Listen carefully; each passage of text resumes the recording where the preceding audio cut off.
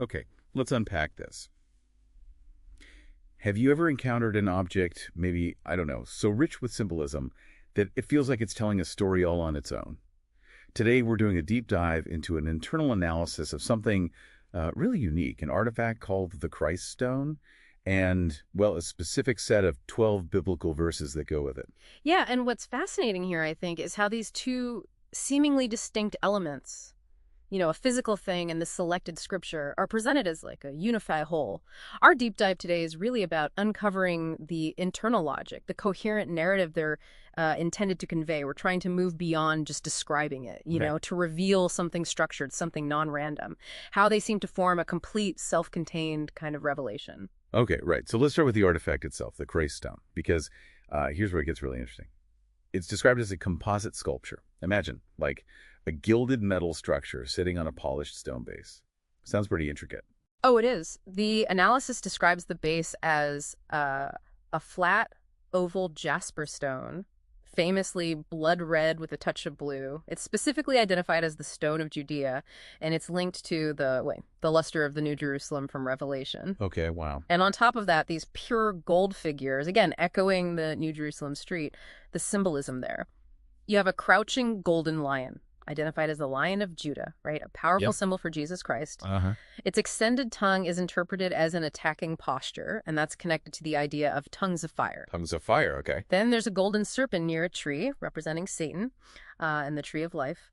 The object even has these 7 engraved dots, or eyes, which are linked to the 7 eyes of the Lord from Zechariah 4.10. 7 eyes, got it. And there's even a claimed Hebrew text on the branch of the tree described as a prayer of return. Yeah, packed with details. That is incredibly dense with symbolism, a really vivid picture. So Yeah. what does it all mean? How do the scriptures fit in? The analysis suggests these 12 verses are anything but random. They form a distinct 4-part narrative. So almost like a cycle. Exactly. A cycle of spiritual crisis, divine power, restoration, and then a final commission. The arc is surprisingly clear when laid out. Part 1, you could call it Crisis Without Counsel. It starts with a world in, well, a deep spiritual crisis, suffering, lost divine guidance. It asks, using Micah 4.9, was your counsel destroyed? And points to Habakkuk 1.16, where humanity sort of turns to worshiping its own power, its own ingenuity. Right, instead of looking upwards. Precisely. Then part 2 pivots. Divine power remembered. It shifts focus to God's ultimate power, his intervention. It uses historical victories, like those in Joshua and Judges, as proof, really, that divine might completely transcends human efforts. A reminder of who's really in charge. Yes. Then part 3, the path of restoration. This shows how renewal begins, often with a faithful remnant. Think of leaders returning from exile, like in Ezra 1.5, or the keepers of sacred things in 1 Chronicles 9.27. These are the stewards of restoration. So it's about rebuilding that connection. Exactly.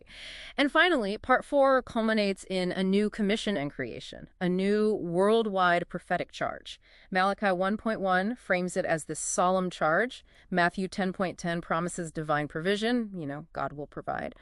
Revelation 10.11 gives it that global scope, prophesy again for many peoples and nations.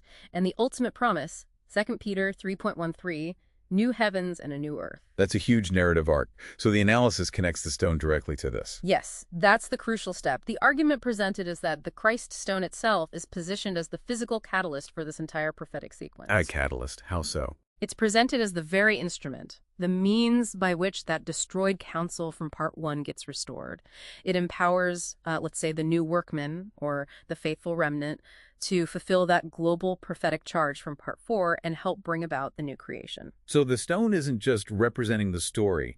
It's seen as making it happen. In this specific interpretation, yes, that's the core insight being presented. It's about how this object and its curated scriptures are shown not just as symbols, but as a complete self-contained revelation. It attempts to explain the world's condition, outline the divine response, and chart a path toward ultimate renewal, a unified vision, really. Wow. Okay, this deep dive really offers a fascinating perspective, doesn't it? On how physical objects and ancient texts can be interpreted together to build such a powerful, interconnected message. It leaves you wondering, what might you uncover if you look for that kind of internal logic, that coherent narrative, in seemingly disparate pieces of information, and how might that change your understanding of things?